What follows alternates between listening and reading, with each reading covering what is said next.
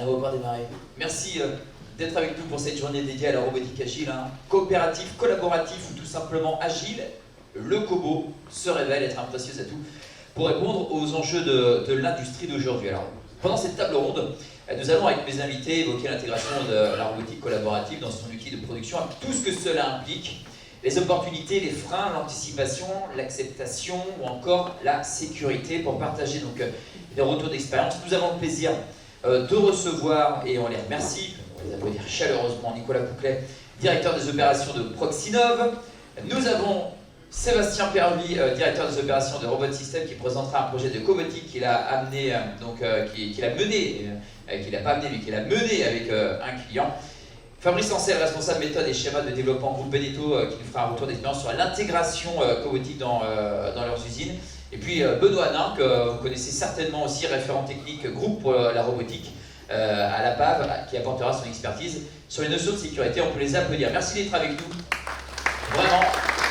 Et puis, c'est pas toujours évident de partager son expérience face à un public. On se donnera un temps de questions-réponses avec vous, donc je compte sur vous pour leur poser des questions à la fin de cette conférence, à la fin de cette table ronde. Les robots collaboratifs ou robots agiles n'ont pas seulement l'avantage de collaborer avec les opérateurs, ils peuvent être utilisés pour de nombreux autres avantages, on en parlait juste avant.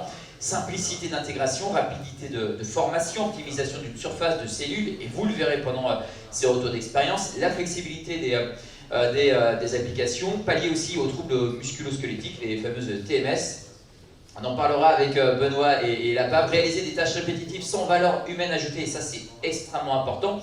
La robotique agile est accessible à tous les types d'industries, vous le verrez, que ce soit les grands groupes ou les PME, et ces applications sont multiples, pourvu, ça aussi c'est important, et on va en parler, qu'on définisse et conçoive correctement le cahier des charges. Fin d'année dernière, à l'occasion d'un bilan qui a été publié sur le site de la Robotic Industries Association, Ryan Whiteton, et alors il est analyste, moi je l'ai découvert en préparant cette table ronde, analyste pour ABI Research, c'est une société américaine sur l'intelligence technologique, qui disait que le vrai bénéfice des robots collaboratifs n'est pas nécessairement le fait qu'ils peuvent collaborer avec les humains, c'est surtout qu'ils peuvent être facilement redéployés et ne nécessitent pas des investissements importants dans des infrastructures pour les installer. C'est vraiment donc cette flexibilité qui les démarque des bras robotisés industriels. Première question, est-ce que vous êtes d'accord avec cette déclaration? Fabrice?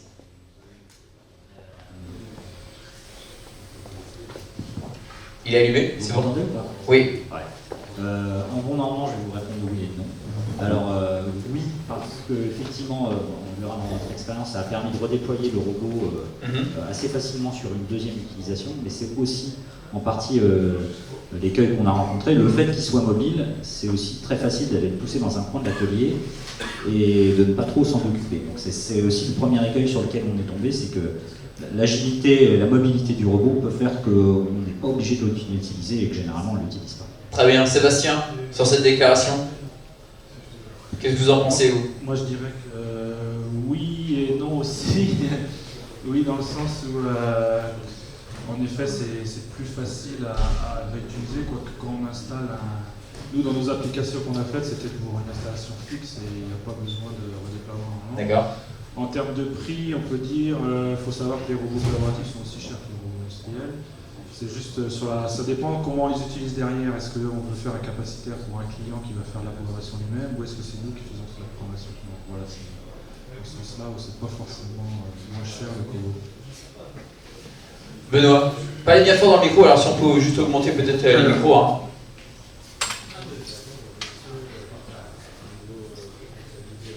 Ouais, ouais, c'est bon, voilà. Donc, oui, alors le robot collaboratif, bien sûr, il peut être déployé, il peut avoir plusieurs vies, hein, c'est pas un problème, seulement, mais je dirais juste que du moment que l'analyse des risques soit faite sur les applications à chaque fois, mais on peut envisager, bien sûr, plusieurs applications avec un robot collaboratif. Nicolas? Alors moi je suis d'accord aussi avec ce que tu as dit. En fait, c'est vraiment le besoin des entreprises en fait, qui a évolué depuis quelques années, qui tire vraiment le marché.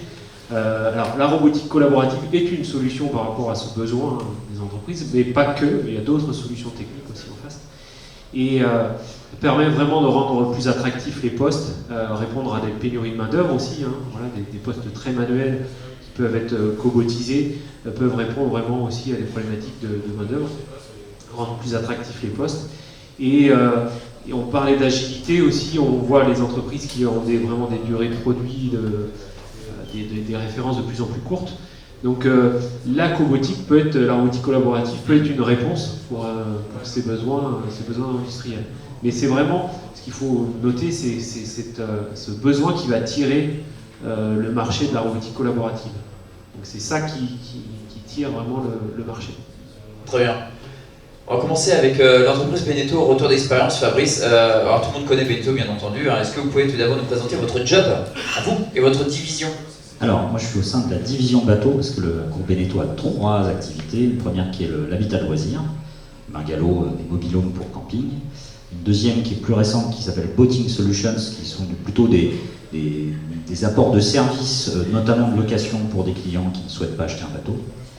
Et également notre filiale numérique dans cette division. Et puis il y a la division bateau qui est la plus connue, qui fait à peu près 85% du chiffre d'affaires. Ça saute un peu, faut tapoter visiblement, hein, c'est ça, voilà. Tapote, c'est ça. Ou alors faut parler très fort. Et qui pèse à peu près 85% du chiffre d'affaires, une centaine de modèles, 9 usines d'assemblage de bateaux. Dans le monde. Et donc au sein de la division bateau, moi je suis en charge dans la direction recherche et développement, des méthodes industrielles et du schéma de développement. Très bien. Alors la cobotique chez Beneteau, c'est un projet de longue date avec un projet européen, c'est le projet Coroma, qui date de 2016 déjà. Oui, c'est assez ancien. Alors, il y avait déjà eu des réflexions avant et Coroma a un peu agrégé un certain nombre d'acteurs universitaires. Il y avait notamment l'université de Nantes qui participait, industriels à la fois côté offreur de solutions et puis utilisateurs comme nous. Et le but était effectivement de fédérer tous ces acteurs-là pour essayer de faire un peu de la robotique collaborative. Et donc, dans le cadre de ce projet, il y avait notamment des opérations de ponçage robotisé qui avaient été regardées par le groupe Beneteau. Alors, vous avez une expérience certaine dans la cobotique industrielle, vous avez acheté effectivement 2 robots collaboratifs de ponçage. Alors, pour quelles raisons et quels besoins tout d'abord?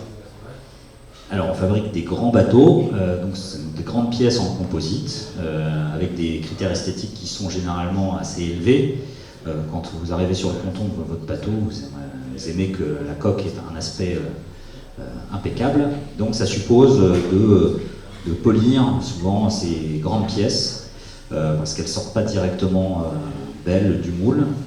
C'est des opérations qui sont particulièrement pénibles sur des très grandes pièces. On peut avoir 2 à 3 mètres de hauteur de muraille à poncer sur une dizaine de mètres de long, ça dépend de la taille du bateau. Les bras en l'air, avec les vibrations, donc énormément de troubles musculo-squelettiques. On a sur certaines de nos usines les 2 tiers des personnels concernés par ces opérations-là qui sont soit arrêtés, soit avec des restrictions médicales. Il y a un turnover très important aussi, parce qu'en plus ça demande un certain savoir-faire de la part de l'opérateur. Donc c'est sur ces opérations-là au début qu'on a accès, alors c'était déjà le cas dans le cadre du projet Coroma, mais ça a été le cas quand on a investi, le but étant de seconder les opérateurs sur les opérations de polissage, enfin de ponçage et de polissage des coques. Alors pour quelles usines à l'origine? Les usines vendéennes du groupe, avec un système où on faisait tourner tous les 6 mois pour expérimenter dans chacune des usines.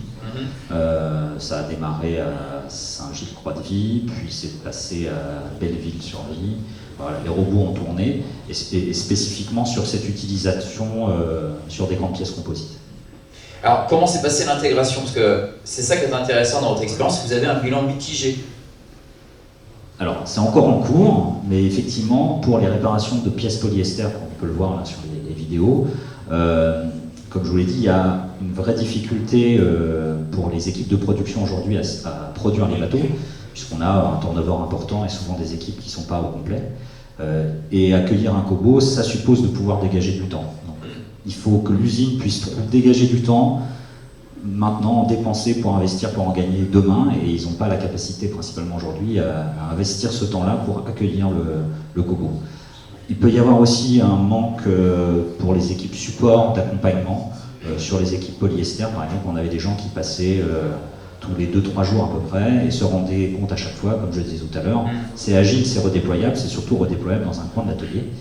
Et donc ça nécessite aussi une présence quasi continue des équipes support pour s'assurer que c'est utilisé et pour apporter des solutions rapides si on rencontre des problèmes techniques. Donc ça, ce sont les blocages, c'est pas tant effectivement dans l'acceptabilité des équipes, c'est plutôt dans le temps d'accompagnement de la mise en place. Oui, alors c'est aussi lié au fait qu'on est en forte croissance sur la production des bateaux, donc les questions d'acceptation du personnel se posent assez peu. En fait, on n'arrive pas à produire tous les bateaux qu'on aimerait produire, donc on est plutôt dans une bonne problématique en étant en croissance. Oui, bien sûr. Donc les opérateurs ne sentent pas de menace de la part du Kobo qui pourrait les remplacer. Alors en plus, ça ajoute un peu de valeur ajoutée à leur travail, puisqu'ils sont plutôt pilotes du Kobo que opérateurs. Alors on le voit effectivement sur les images, c'est eux qui gèrent le Kobo. Oui. Alors l'autre difficulté, c'est que sur des très grandes pièces comme ça, certains des défauts sont récurrents, enfin, c'est pas réellement un défaut, disons que c'est plutôt lié au process de fabrication, notamment les plans de joint, on a pu voir une illustration tout à l'heure, 2 demi-coques sont rassemblés et donc on a toujours un plan de joint à retravailler. Donc ça, sur ces problématiques-là, on peut avoir des programmes ajustés à la main en amont par les équipes techniques pour que ça fasse l'opération tout seul, mais dans la plupart des cas, la réparation de défauts, il n'y en a jamais 2 identiques, et donc il faut être très très flexible et des programmes préprogrammés, mais c'est pas adapté dans ce cas-là. Est-ce que la phase de projet a été, selon vous, assez bien verrouillée ? Je pense, notamment parce que ça avait été déjà le cas dans le cas du projet Coroma, donc ça mûrissait de longue date. Je ne pense pas que ce soit un problème de cahier des charges, c'est plus un problème de ressources disponibles pour accueillir le robot dans les ateliers. En tout cas, je serais plutôt d'avis de dire que ce n'était pas l'avant-projet, ou en tout cas le cahier des charges qui était mal exprimé, c'est que on ne peut pas tout voir dans les phases d'avant-projet, et au bout d'un moment, il faut se lancer, il faut acheter ou louer un robot, et puis il faut essayer. C'est comme ça que ça marche. On verra avec Nicolas ce qu'il en pense dans un instant. Qu'est-ce qui vous a manqué ? À nouveau, c'est principalement des ressources pour accueillir le robot. Assez peu de problèmes techniques, on a pu les soulever la plupart du temps. C'est principalement ça, c'est de pouvoir accompagner l'arrivée des robots dans les ateliers. Comment est-ce que vous avez réussi justement à l'intégration de ces 2 robots et quels ont été les apports dans l'usine ? Alors en fait, sur les réparations de pièces polyester, pour l'instant c'est encore en cours et la mayonnaise ne prend pas encore. Par contre, on a trouvé une deuxième utilisation dans une de nos usines qui travaille en amont pour ces usines de fabrication de bateaux, qui débite et prépare les panneaux de bois qui constituent l'ameublement à l'intérieur des bateaux. Là, les produits sont plus simples. Le robot n'est pas utilisé en utilisation nomade, mais plutôt fixe. Et là, on a très bonne appropriation. Il y a plus de 90% d'acceptation des opérateurs. Des gains en productivité immédiat, et on voit aussi en pénibilité, ça s'est très largement amélioré par rapport à ce qu'on pouvait connaître avant. Donc ça marche aujourd'hui dans nos usines bois. Et vous avez encore une grande marge d'amélioration ? Oui, parce qu'on se rend compte que l'application surservante sur un établi qui n'était pas dédié à ça, c'est pas ce qu'il y a de plus efficace. Donc là, on a acté sur le principe qu'on allait passer à un nouvel investissement avec un Kobo plutôt accroché en plafond de manière fixe, et puis un poste construit autour de lui et l'équipe d'opérateurs qui travaille avec lui. Alors Nicolas, on va parler justement de cette phase d'avant-projet qui a été essentielle. Fabrice le disait très justement, c'est pas tant la phase d'avant-projet, après à un moment il faut se lancer, on ne peut pas tout voir sur cette phase d'avant-projet. C'est quoi la bonne démarche à adopter ? Alors déjà, la cobotique, en fait, c'est une discipline émergente qui va mélanger plusieurs autres disciplines. Des disciplines robotiques, le facteur humain, la biomécanique. Donc il est important vraiment de prendre ça en compte et dans sa démarche. Et en fait aussi, c'est une discipline qui va s'intéresser à la relation entre l'homme aussi et le robot et la collaboration. Et en plus, cette discipline cobotique on va avoir plusieurs technologies aussi autour, des solutions innovantes autour de la robotique collaborative, qu'elles soient exosquelettes, cobots, robots téléopérés, etc. Donc ça, il faut le prendre en compte dans sa démarche. Et en plus, la robotique collaborative va générer des nouveaux risques qu'on n'avait pas l'habitude de voir, notamment autour de la sécurité, on en parlera tout à l'heure. Des risques de collision, des risques de TMS aussi. Ça peut générer aussi d'autres TMS. Et puis aussi des risques psychosociaux. On va travailler à côté d'un opérateur, le robot va travailler à côté d'un collaborateur sur des opérations, donc on peut avoir une surcharge mentale aussi, une difficulté aussi à appréhender le robot. Donc il faut vraiment prendre ça aussi en compte dans sa démarche.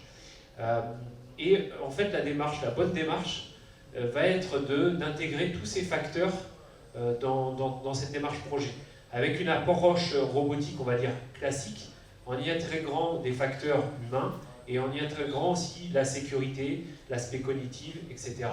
Donc ergonomie aussi, donc il faut vraiment prendre ça en compte dans sa démarche. Une démarche trop centrée sur le robot risque de donner en fait une solution qui peut adapter aux situations de travail, alors que l'inverse, une démarche trop centrée sur l'homme, sur l'humain, risque de donner en fait une application qui est en fait pas agile ou peu productive. Donc il faut vraiment mélanger en fait tous ces facteurs dans le projet, dans la démarche projet. Nous, quand on accompagne une entreprise dans un projet robotique collaborative, on va en fait essayer de la décomposer en plusieurs phases. Alors, une première phase qui va être vraiment sur de l'acculturation, où il va falloir laisser du temps d'appropriation de la technologie, découvrir aussi la technologie, les avantages et les inconvénients de la technologie, du Cobo. Dans cette phase-là aussi, on a un exemple avec une entreprise qu'on a accompagnée. Avant de faire l'acquisition du Cobo, on a prêté en fait le Cobo et on l'a mis en situation dans les ateliers. Ce Cobo a tourné dans plusieurs ateliers et les collaborateurs ont pris le temps en fait d'utiliser le Cobo, de le tester, de le programmer. Nous, on a apporté une aide à la programmation. Mais en fait, quand on a fait cette démarche, c'est les collaborateurs qui sont arrivés avec des projets, ils sont arrivés avec des idées directement. Et en fait, en termes d'appropriation, là, vous avez vraiment, vous avez vraiment une bonne appropriation. Donc, dans cette phase d'acculturation, voilà, on peut proposer ça dans la démarche de venir tester, voir les robots, les combos en situation, et de les mettre en situation aussi en atelier pour générer vraiment du besoin. Après, on va vraiment travailler en préétude en proposant voilà, des phases de recherche, on va dire, on va faire des audits en entreprise et essayer de trouver les bons postes à robotiser, à cobotiser.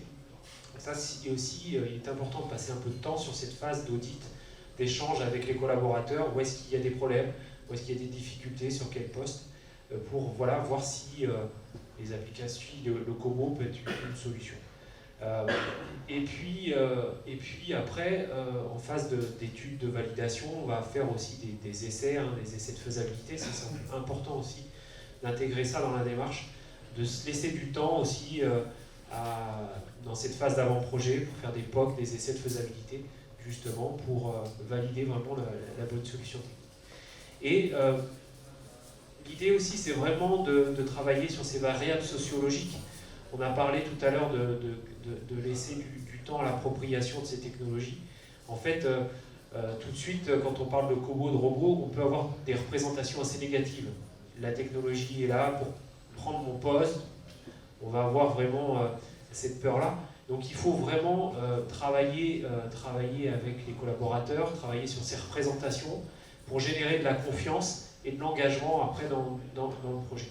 Donc voilà, ce qui est vraiment important dans cette démarche d'intégrer ces variables sociologiques aussi pour avoir une bonne intégration, une bonne réussite dans le projet. Il se passe combien de temps entre la représentation et l'appropriation sur toutes ces phases pour une entreprise en moyenne? C'est extrêmement variable, mais on peut avoir des entreprises avec une culture assez innovante, voilà, avec de l'innovation, donc ça peut aller très rapidement, ou d'autres entreprises où il faut se laisser entre 2 ou 3 mois, voilà, pour vraiment avoir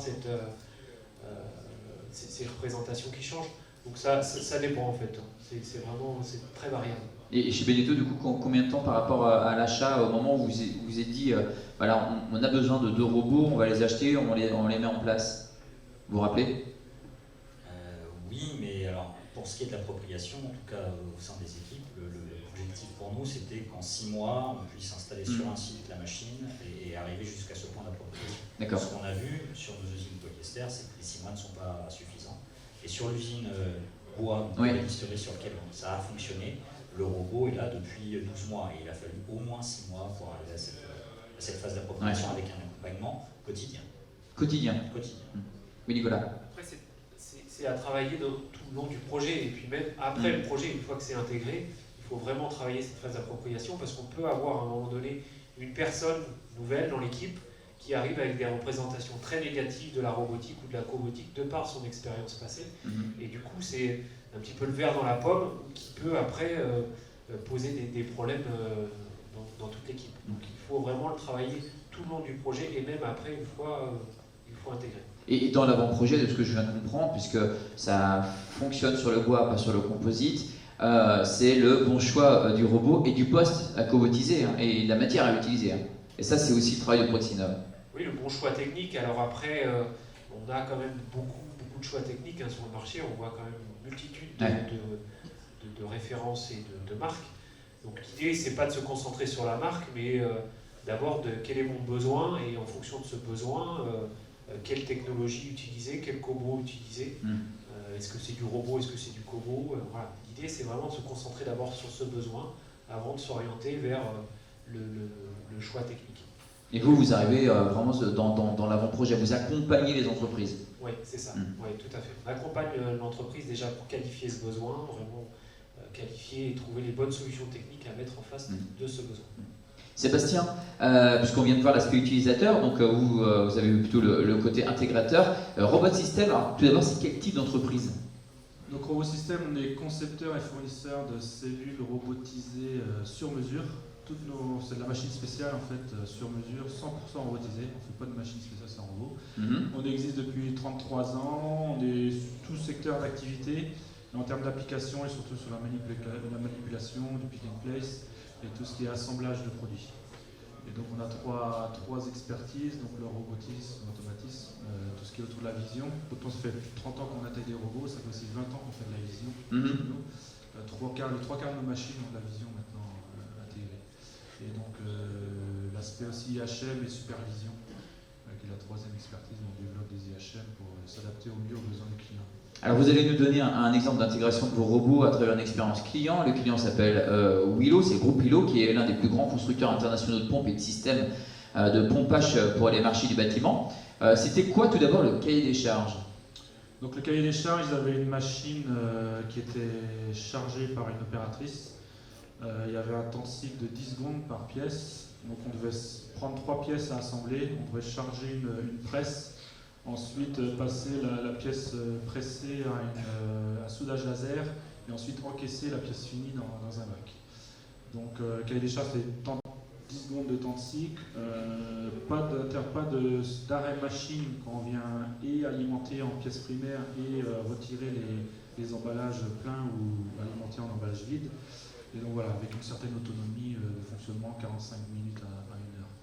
Donc voilà, c'était ça. C'était un travail pénible pour l'opératrice, très répétitif, avec beaucoup de cadence, beaucoup de volume à réaliser. Donc il voulait s'affranchir de ça et puis lui faire conduire une machine plutôt que l'alimenter. Comment est-ce que vous avez procédé le temps entre l'idée de s'affranchir de ça et la mise en place du robot? C'est passé combien de temps? Nous, en général, on fait des offres en 1 mois à peu près. On a d'abord une approche traditionnelle avec 2 robots traditionnels. Un à l'entrée parce qu'il y avait beaucoup de cadence, 3 pièces à saisir, une pièce à enlever, les 3 à remettre, plus la pièce à évacuer. Donc là, il fallait du robot traditionnel. Et à la sortie, pour récupérer et encaisser, on était parti aussi sur du robot traditionnel. C'est ce qu'on connaît, ce qu'on sait faire très bien. Et puis en regardant un peu moi, je vais un peu plus loin de votre question. Non, allez-y, au contraire. En regardant un peu l'implantation après, il y avait beaucoup de machines les unes à côté des autres, et on voyait que avec le robot traditionnel, avec toute la caractérisation, on commençait à empiéter dans les allées, donc ça leur posait des problèmes d'implantation de la cellule. Ils voulaient pas forcément, ils devaient réimplanter leur zone, mais bon, ça passait pas très bien. Et c'est là où on a eu l'idée du cobo. Ils n'ont pas été frileux au départ?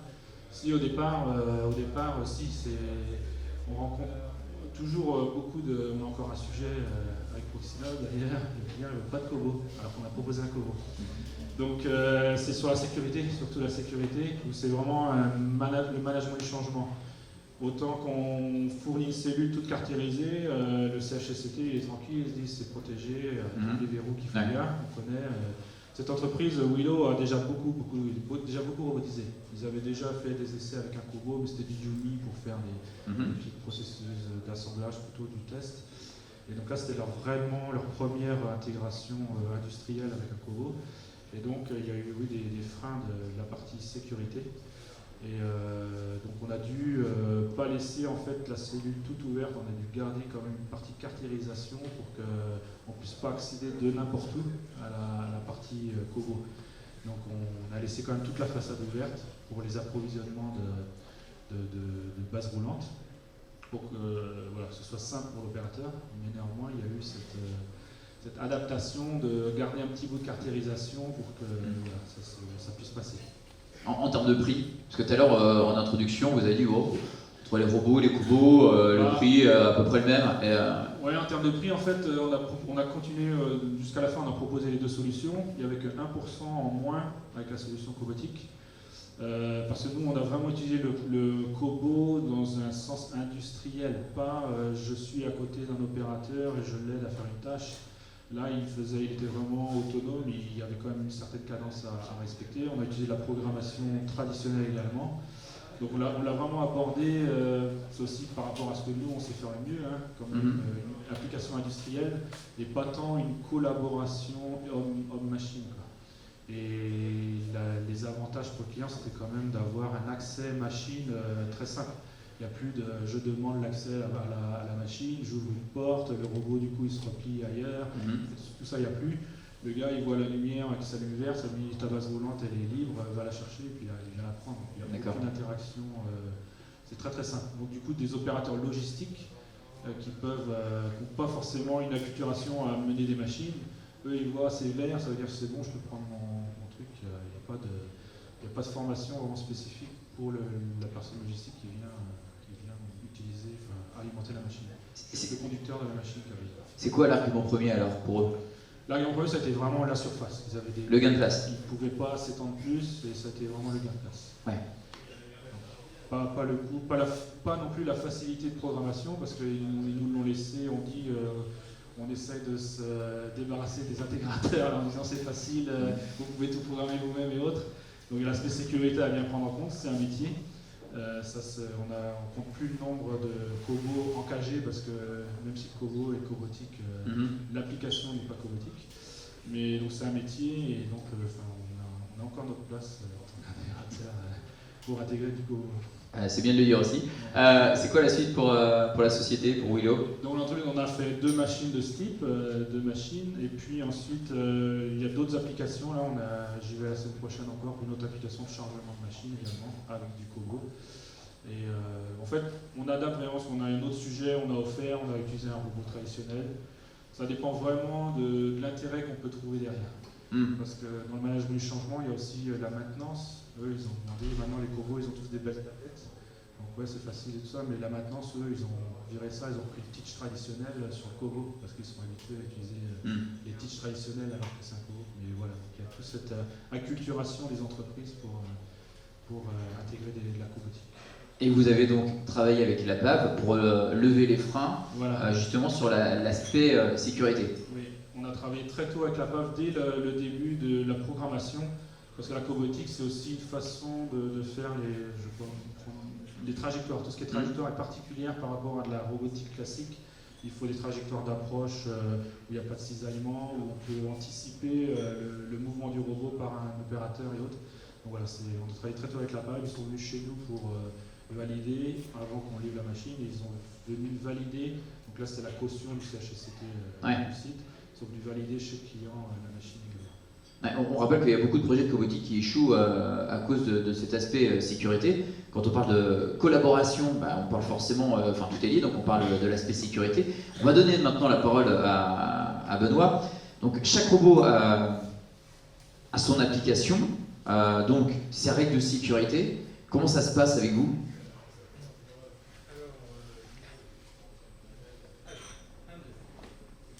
Faut taper. Ouais, c'est bon, Oui. ça marche. Ouais, ça Oui. marche. Ça marche. Nous, à la PAV, si on fait un petit feedback sur un peu l'historique aussi, ça concerne l'histoire de la sécurité du Kobo. 1, 2. Ça C'est marche. En fait, donc le Kobo, on l'a vu ce matin avec UR qui a créé, on va dire, le Kobo est apparu dans les années 2010. Et ce qui s'est passé pour la France, c'est qu'avant 2017, la Direction Générale du Travail, le ministère, s'interrogeait lui-même sur la conformité de ces équipements-là pour être mis sur le marché en France, puisque les règles associées à la sécurité n'étaient pas claires, justement.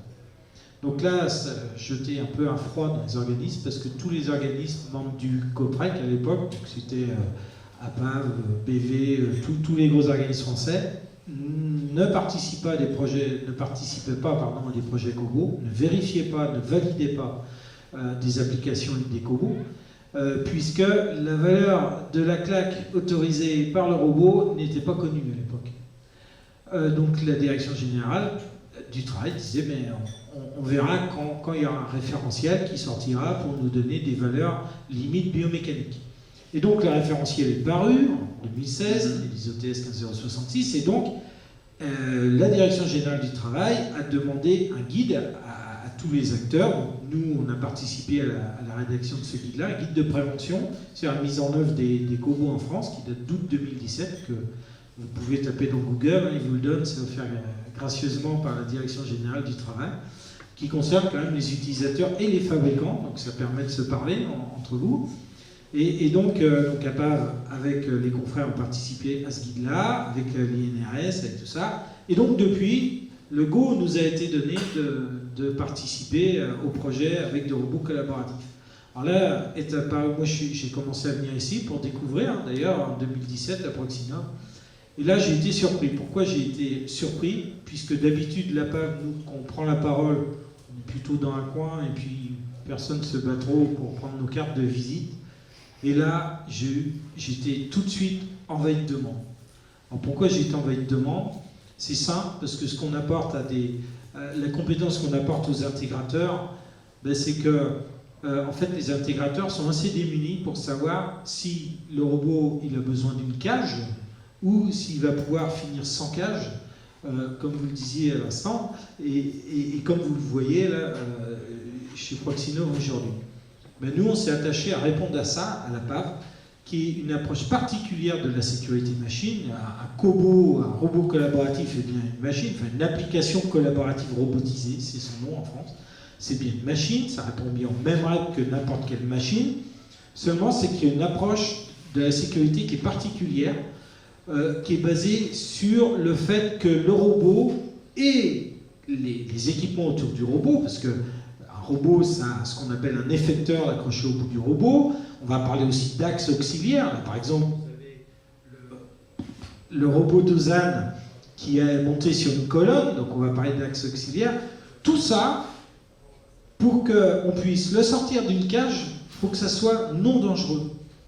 Alors qu'est-ce qui est non dangereux alors ça, les intégrateurs avant, même si des intégrateurs qui connaissent la robotique depuis 30 ans maintenant, c'est pas... Eh bien ça, avant c'était ça. On mettait une cage, en gros on connaissait à peu près avec les années la hauteur du grillage à mettre en place, la maille du grillage, et on sait que quand on ouvre la porte, le robot devait s'arrêter, et on mettait un barrage immatériel. Mais là il n'y a pas de cage. Il n'y a pas de cage, et le robot il peut vous taper la tête, les pieds, les jambes, il n'y a pas de cage. Alors comment ça se passe? En fait c'est simple, il faut qu'on puisse considérer que tous les efforts en jeu dans l'application soient non dangereux. Et la force de ces robots-là, dits robots collaboratifs, les Kobo, là, qu'on voit tous, c'est qu'ils sont, pour la plupart, paramétrables et on peut limiter les énergies qui seraient liées à des impacts, à des situations de contact avec le Kobo. Donc tous les robots qu'on voit là, ils sont paramétrables et en vitesse et en force à l'impact, à l'écrasement. Ils vont vous écraser la main, mais avec des valeurs. Et nous, à la PAV, ce qu'on fait, c'est qu'on accompagne nos clients dans leur analyse de risque, dans leur analyse des situations de contact, parce que c'est rigolo, parce qu'on a une valeur maxi d'énergie transférées à des parties du corps. Alors le corps humain est coupé en tranches et on a une valeur maximale par partie du corps. C'est rassurant. Et pourtant, c'est rassurant, et pourtant c'est des robots. Alors rien n'empêche d'aller mettre la tête, les pieds, des robots ouverts. Alors comment ça marche? Il y a un processus rigoureux d'analyse de risque à effectuer. Sébastien en a parlé un peu. Il y a une checklist en fait. Il y a une checklist dont les trajectoires font partie. C'est des trajectoires qui sont assez carrées pour être honnête. La priorité est donnée à la sécurité de l'opérateur et pas à l'application. Donc, c'est tout un ensemble de choses, de paramètres dont les trajectoires font partie, dont l'ergonomie des pièces travaillées vont faire partie, l'ergonomie de l'effecteur, de tout ce qui est autour, et aussi, pas oublier qu'on parle de collaboration entre l'homme et le robot, quoi. Donc, il y a différents types de collaboration, hein. Ils ne sont pas tous aussi collaboratifs les unes que les autres, mais le mot collaboration homme-machine nécessite d'une machine ouverte que le robot n'aille pas plus vite que l'homme.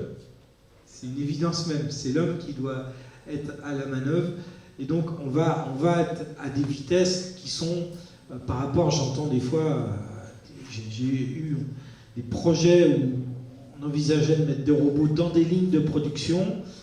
Si c'est une faible cadence, ça peut marcher, mais les cobots, pour vous donner une idée, si la ligne de production c'est un flux comme ça, les cobots vont plutôt être en marge de ce flux, à faire plutôt, comme disait Sébastien à l'instant, des opérations globalement de chargement, déchargement de ces machines-là. Même sur un palettiseur, comme on le voit là-bas, on va charger une palette vide, récupérer une palette pleine. Et globalement, la majorité des applications qu'on constate, c'est ça, c'est des opérations de chargement, déchargement. Alors, après, oui, on arrive à faire plein de choses, hein, je tiens à le dire haut et fort, avec un cobot, c'est parce qu'il est en dehors de la cage. Alors, il faut repenser, hein. Si on part avec ce qu'on faisait avant quand le robot était dans la cage, ça peut mal finir, soyons honnêtes. Il faut repenser l'effecteur, il faut repenser l'ergonomie de l'effecteur, il faut repenser les efforts, puisqu'on va être limité en efforts, il va falloir repenser ces efforts, et tout ça, ça se fait à la conception. Mais on arrive à faire, je tiens à le dire quand même, hein, on arrive à faire des applications de ponçage en cobotique, on arrive à faire du vissage, on arrive à faire, alors le soudage, attention parce que les gens ne comprennent pas bien que les règles de sécurité sont différentes entre les modes automatiques et les modes manuels, même les guidages manuels, comme on a pu le voir là sur les... Donc tout ça, attention à ne pas tout mélanger, les règles de sécurité, parce que chaque mode de fonctionnement a ses propres règles de sécurité. Donc, mais on peut faire beaucoup de choses. Seulement, c'est qu'on sera à chaque fois limité en vitesse, en énergie. Il faut le savoir. Vous choisissez donc le robot, enfin l'entreprise doit choisir son robot en fonction de la faisabilité du projet, la faisabilité technique et l'aspect sécurité. Voilà, alors... C'est un triptyque. Voilà, alors c'est sûr que Nicolas en a parlé, Proxinov fait de la faisabilité technique. C'est sûr qu'à ce moment-là, si on rate la conception de la sécurité, ça peut avoir des conséquences derrière sur l'application, puisque l'application peut fonctionner, mais est-ce qu'elle fonctionne avec les règles de sécurité qui sont demandées, hein. Je rappelle, au-dessus de ça, il y a la directive machine qu'on doit respecter, que tous les fabricants doivent respecter, et que l'utilisateur n'a pas le droit d'utiliser de machine qui est non conforme à la directive machine. Donc tout ça c'est important. Et sur les cobots, parce que c'est pas si simple que de mettre une cage autour, on va avoir du quantitatif, de force, de pression, de vitesse, les trajectoires, à évaluer tout ça dans une analyse de risque.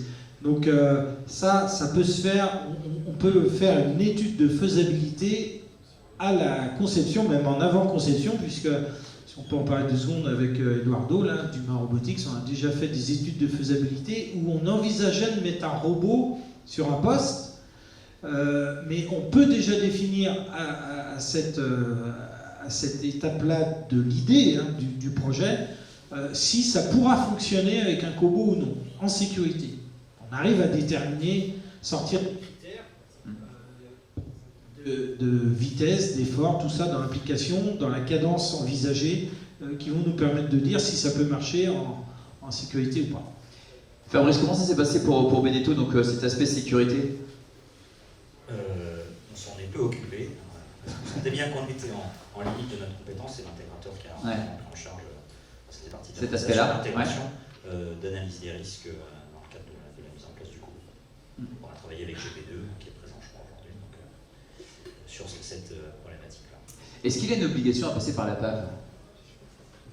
Ah ben ça, on aimerait bien, hein. C'est vrai, il y a l'agence de La Roche-sur-Yon qui est là, donc je pense qu'il dirait comme moi, mais on aimerait bien, mais non, il n'y a aucune obligation, soyons clairs là-dessus, à passer par la PAV ou par un organisme. Ah, il n'y a pas de réglementation là-dessus. Ça fait partie des machines où le fabricant, l'intégrateur et le fabricant est ce qu'on appelle en auto-certification, si vous voulez, pour faire simple, en auto-évaluation de sa propre conception-fabrication. Et il marque son équipement, donc là son application robotisée, sous sa propre responsabilité. D'accord. Nous, ce qu'on fait là-dedans, c'est un accompagnement technique parce qu'on a une compétence qui est la maîtrise du processus d'analyse des risques et des règles de sécurité associées. Et là, en l'occurrence, pour les cobots, c'est une vraie question, Sébastien l'a dit, la sécurité, puisqu'il y a du quantitatif à faire. Est-ce que mes efforts sont assez réduits pour être considérés non dangereux? Est-ce que ma vitesse n'est pas trop élevée? Parce qu'une vitesse trop élevée, c'est comme les codes de la route. Hein. Plus vous roulez vite en voiture, plus l'énergie cinétique de la voiture sera importante. Ben là, en robotique, c'est pareil. On va limiter la vitesse pour limiter cette énergie cinétique qui pourrait être dangereuse si on dépasse une certaine valeur. Donc nous, c'est toute la plus-value qu'on apporte dans les projets. Ouais, donc il n'y a pas d'obligation, mais c'est fortement conseillé. Ah mais ça, je ne vais pas vous dire le contraire. En tout cas, ce qui compte au bout, c'est que les règles de sécurité soient respectées. Puisque j'ai eu le cas aussi, juste pour terminer, où il y avait des projets cobots qui avaient été développés. On nous demande d'arriver après la bataille et simplement en mettant les opératrices, je me rappelle d'une femme qui travaillait, qu'on lui demandait de travailler avec le cobot, simplement, j'étais à peine arrivé qu'elle me disait qu'elle n'était pas rassurée. Donc là aussi, il y a un enjeu. On ne va pas au travail pour être stressé au travail. Donc là aussi, il y a quelque chose qui ne doit pas être...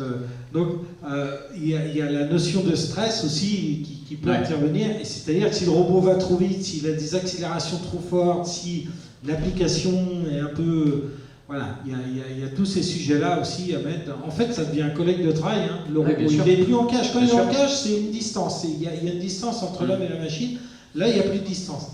Bah, qu'est-ce qui se passe dans ces cas-là? Qu'est-ce que vous avez fait sur ce cas précis? Elle vous dit je ne suis pas rassuré, vous faites quoi? Alors là, on avait diminué en l'occurrence l'accélération, les accélérations du robot pour rendre... et puis on a des vitesses aussi, si vous avez quelque chose qui vous vient comme ça dans le champ visuel à longueur de temps, vous avez sursauté, donc on n'est pas là pour sursauter, donc on a diminué les vitesses, comme l'a dit Sébastien, pour que, un peu tout à l'heure, pour que l'opératrice arrive à mieux appréhender les mouvements du robot. D'accord. Toujours que cette notion le robot est là, mais c'est quand même l'opérateur avant tout, quoi. Mais c'est ça. Alors, vous conseillez, mais qu'en est-il de l'entreprise? Vous dites, voilà, il faut diminuer la vitesse. Bah, peut-être que l'entreprise n'a peut-être pas envie, en fait. On s'était mis d'accord parce que ça n'avait pas d'impact sur la cadence D'accord. globale du cahier des charges. Ouais, et ça, c'est important. Évidemment. Alors, on travaille bien dans le même monde. Hein. Je précise qu'on essaie toujours de mettre la bonne dose de sécurité, ni plus ni moins, sur l'application. Mais il y a bien une réalité économique derrière tout ça qu'il convient de respecter aussi pour la sécurité. Le challenge, il est réussi qu'on arrive à associer évidemment l'ensemble et la cadence et les règles de sécurité associées par rapport à l'application. Ouais. Je disais en introduction que la robotique collaborative, agile, était aussi bien pour les PME que pour les grands groupes. Vous avez donné quelle mission, vous, chez RoboSystem? Chez RoboSystem, une mission qu'on se donne, on parle beaucoup de réindustrialisation de la France. Et la réindustrialisation, pour nous, ça passe par l'automatisation et notamment la robotisation pour non seulement être compétitif, mais aussi pour pallier tous les problèmes de recrutement qu'on rencontre aujourd'hui. Donc, par contre, pour tout le tissu de PME, une cellule robot traditionnelle, c'est tout de suite un ticket d'entrée très important qu'elles ne peuvent pas forcément se payer. Donc, c'est passer là, le robot collaboratif. C'est moins cher, mais c'est moins cher dans le sens où quand on fournit un capacitaire, il se débrouille un peu sur la partie programmation avec une couche simple. Donc, c'est de pouvoir proposer des solutions, un ticket d'entrée beaucoup plus bas avec du cobo, justement. Qu'est-ce que vous entendez par ticket d'entrée beaucoup plus bas? En dessous de 100 000. En dessous de 100 000. D'accord. En termes de ROI, Fabrice, Justement, parce qu'on parle de prix, mais il faut aussi voir le ROI. Sur combien de temps? Alors le ROI sur, pour vous, hein, sur sur les ces- deux premiers ouais. logos, on avait fait le choix de ne pas le calculer. Alors, je vais vous expliquer pourquoi. Parce que la problématique, c'était pas de gagner de l'argent, c'était de maintenir des opérateurs dans l'emploi. En fait, c'est une question de capacitaire. D'accord. Et sur le nouvel investissement prochain qu'on fera avec un Kobo un peu plus dédié pour la partie bois, on est sur un ROI qui est aux alentours de 2 ans. De 2 ans. Ok. Ce qui est pas mal quand même. Ça dépend dans quelle entreprise on se situe. Ça peut sembler long pour certains. Ouais, j'entends bien. On va passer aux questions du public. Il me reste encore un petit peu de temps. Qui veut poser une question? N'hésitez pas, levez la main. Je suis sûr que vous avez des questions. Vous n'avez pas de questions? C'est quoi? Oui, une question peut-être. Je plaisante. Quelles sont les idées reçues, même si on en a un peu parlé, sur les projets de cobotique? Vous l'avez évoqué rapidement. Ah, tapez bien dessus. Hein. Voilà. Une idée reçue, c'est d'une part que tout ce qui est cobotique c'est moins cher, mais ça dépend comment on l'intègre. Nous, on travaille sur les 2 tableaux. Si on fait toute la formation, c'est du même tonneau, et sinon c'est quand même moins cher. Une idée reçue, c'est oui, ça peut s'intégrer comme ça. La programmation c'est facile, et puis j'ai qu'à acheter mon truc, et puis je fais mon petit truc sur les tablettes, puis ça y est. Alors, une belle application cobotique dans la sécurité et tout ça. Donc ça c'est une idée reçue. Il y a des gens qui essayent de vendre par là-bas, mais c'est un métier. On a bien vu que l'intégration c'est quand même un métier, la sécurité. Donc voilà. Fabrice, une idée reçue de la part des collaborateurs de Beneteau, par exemple, quand vous êtes arrivé en disant voilà, j'ai 2 robots pour vous, ça va être super.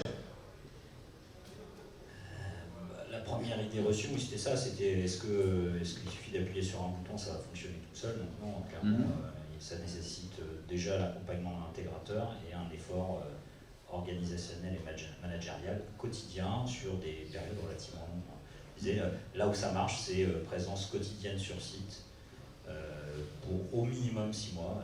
Si on n'est pas sur cet engagement-là, la mayonnaise ne prend pas généralement.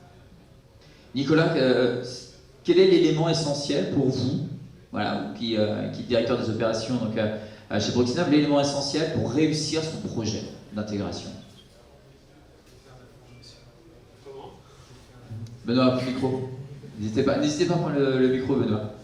Non, c'est bien de passer du temps sur ces phases d'avant-projet et de pas foncer tête baissée, de se dire qu'un Kobo peut être une solution tout de suite. Donc, passer vraiment du temps, explorer un petit peu le champ des possibles. Parce qu'on l'a dit, le Kobo c'est pas une solution miracle, ça peut être une solution adaptée à des cas d'application, mais pas tous.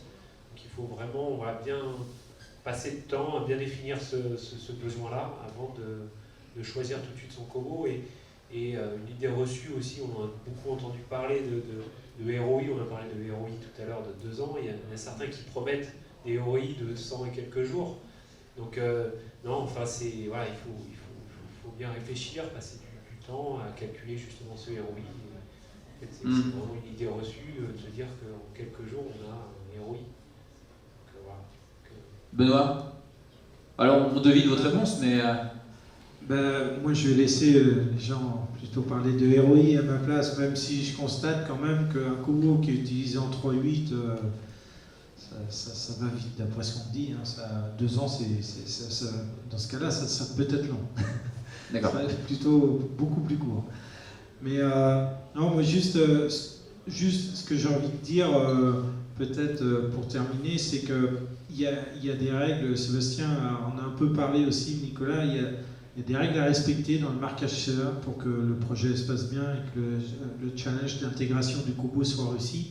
D'abord, oui, le Kobo il a des limites. On ne ferait pas tout et n'importe quoi. Faut juste analyser les risques associés. On peut faire des choses, mais le robot est limité lui-même en énergie. D'ailleurs, c'est des robots qui ne sont pas très lourds, donc il est lui-même limité en énergie. Ensuite, il y a le contexte dans lequel vous allez l'intégrer qui est important de connaître réglementairement. Savoir si vous vous retrouvez dans la position d'intégrateur. C'est un peu ce que voulait dire Sébastien. Vous achetez un Kobo, C'est super facile à mettre en œuvre, c'est 4 boulons, une tablette. D'ailleurs, on voit des vidéos avec des enfants qui programment la tablette, pour certains. C'est le but, et je critique pas la technologie, c'est une avancée technologique que la robotique se vulgarise à ce point-là, c'est une vraie avancée, mais le danger, il est un peu caché dans la simplicité. C'est-à-dire que faut quand même respecter les règles de sécurité associées, parce qu'un robot, un Kobo, ça peut faire mal, hein, s'il est mal paramétré, ça peut faire très mal. Et il y a une responsabilité de marquage CE derrière ça. Donc c'est-à-dire qu'il y a celui qui porte la responsabilité d'intégration de l'application, quand il achète un bras robotisé qui met juste une pince au bout, ben c'est lui qui fait ce qu'on appelle une application définie, et lui il devient fabricant de la machine. Et si c'est un service de maintenance de l'utilisateur, ben c'est pas interdit, hein. C'est pas interdit de le faire, bien sûr. Mais il faut le faire en connaissance de cause parce qu'il y aura un marquage CE avec une plaque de fabricant à poser sur l'application. Et c'est vrai que les utilisateurs n'ont pas tous la compétence ou ne voulaient pas forcément se récupérer la compétence, l'obligation de fabricant dans le marquage CE. Donc ça, c'est la première chose. Et ensuite, là par exemple, Sébastien parlait de... Lui, ils ont fait une application de chargement et de déchargement automatique d'une machine, qui certainement se faisait en général. Et donc,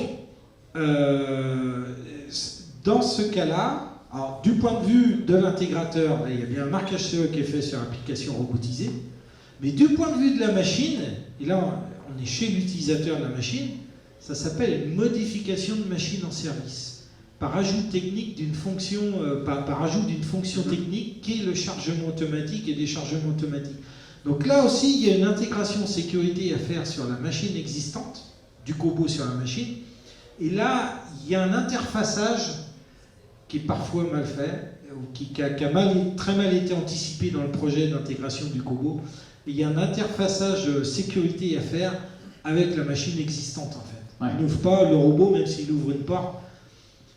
Très souvent, c'est pas aussi simple que d'ouvrir la porte. Donc il faut vraiment rester vigilant. Et j'ai enfin compris pourquoi. C'est quand on passe dans... C'est vrai? Je crois. Bon, je pense qu'il y a quelques ingénieurs C'est qui ça, vont on peut-être faire quelque chose tout à l'heure. Je sais pas. Nicolas, vous voulez réagir? Ouais, n'ayez pas peur, hein, ça paraît, ça peut faire peur, mais on est là, nous, justement, aussi pour aider les entreprises et former les entreprises. Alors, on a une formation, tu parlais de formation tout à l'heure. Oui. On a des formations en cours qui sont proposées aux entreprises, justement. En 4 jours, vous pouvez être formé à faire de l'intégration robotique. Oui, ici. Donc, juste ici. Ouais, juste ici. Alors, sur la maquette qui est derrière, là. Par rapport à ce qu'on dit, ça peut faire peur. On peut tout de suite imaginer des projets sur 1 an, 2 ans. Non, voilà, en quelques jours aussi, vous pouvez être formé à faire votre propre intégration en ayant toutes ces notions, sécurité aussi, analyse des risques et normes applicables. Donc, il ne faut pas hésiter aussi à nous solliciter. Ah oui, et à venir nous voir pour justement être formé. Et c'est pas très... Alors là, j'ai parlé du contexte réglementaire, parce que c'est le fond, mais la formation, même si on parle de sécurité et de règles, c'est très technique. Hein. On fait du calcul de vitesse, d'effort, c'est très technique. Et la formation, on a un partenariat avec Proxinov. Et puis pour nous, tiens, Adeline est là, c'est Adeline qui gère pour APAV, parce que dans notre partenariat, qui prend les inscrits pour la formation, qui est la responsable formation de La Roche. Voilà. Très bien, merci d'être avec nous pour cette journée. Vous aurez le mot de la fin, Sébastien. En tant qu'intégrateur, quel est l'élément essentiel pour vous pour réussir l'intégration d'un outil au sein de son usine? C'est sur quoi il ne faut absolument pas lésiner, on va dire. Ouais, je dirais vraiment c'est la sécurité, parce que c'est l'ensemble de l'application qu'il faut bien voir, avec notamment l'interfaçage avec d'autres machines qui peut être fait, avec des boucles de sécurité. Donc il faut vraiment considérer l'ensemble du sujet. Merci donc pour ces témoignages. On va applaudir Nicolas, Sébastien, Fabrice et Benoît.